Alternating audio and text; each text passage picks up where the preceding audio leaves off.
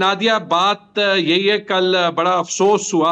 हम कोर्ट्स की तनकीद तो नहीं कर सकते, लेकिन ये जरूर कह सकते हैं कि मेरे ख्याल में ये फैसला उन्हीं फैसलों के साथ लिखा जाएगा जिसमें जैसे जस्टिस मुनीर ने जो है वो पहली बार जो है वो डॉक्ट्रिन ऑफ नेसेसिटी ले आई, फिर शायद जस्टिस अनवार अल हक लाए थे, फिर मुशर्रफ के टाइम में लाया था, और ये शायद डॉक्ट्राइन ऑफ सिंबल नेसेसिटी है ताकि पीटीआई को हराया जा सके। ये सब कुछ करने के बाद भी मुझे लगता है कि क्या कहें, लेकिन जो भी है वो अभी कॉन्फिडेंट नहीं है कि पाकिस्तान तहरीक इंसाफ अब भी हार जाएगा, क्योंकि कल हमें पता चला कि आरओस को शायद ये बताया गया हो कि आपने एमपीए और एमएनए कैंडिडेट को भी एक सिंबल नहीं देना।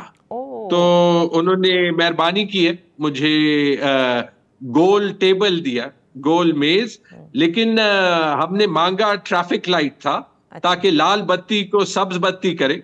वो एमएनए को दे दिया, मुझे नहीं दिया। हम सीधी मेज, उल्टी मेज, जो देना है उसके साथ इलेक्शन लड़ लेंगे, क्योंकि ये अभी हम सिर्फ इमरान खान के लिए नहीं लड़ रहे। अगर पाकिस्तान में जमहूरी निजाम है तो मेरे ख्याल में लोगों को अप्रिशिएट करना चाहिए कि इतनी मुश्किलात के बावजूद हम डटे रहे, हम खड़े रहे, और इंशाल्लाह खड़े रहेंगे। आगे जो भी हो, एज दे से कि man has a plan but God has another plan.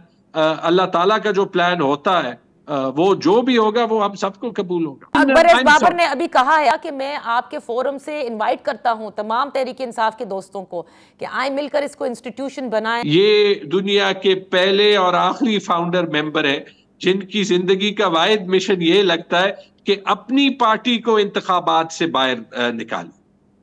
ये तारीख में नहीं होगा कि कभी ऐसे हुआ हो, और ऐसे लोगों को तारीख में जो है वो बड़ी बुरी नजर से देखा जाता है। मेरे ख्याल में हम अकबर एस बाबर पे जितना कम टाइम जाया करें उतना बेहतर है।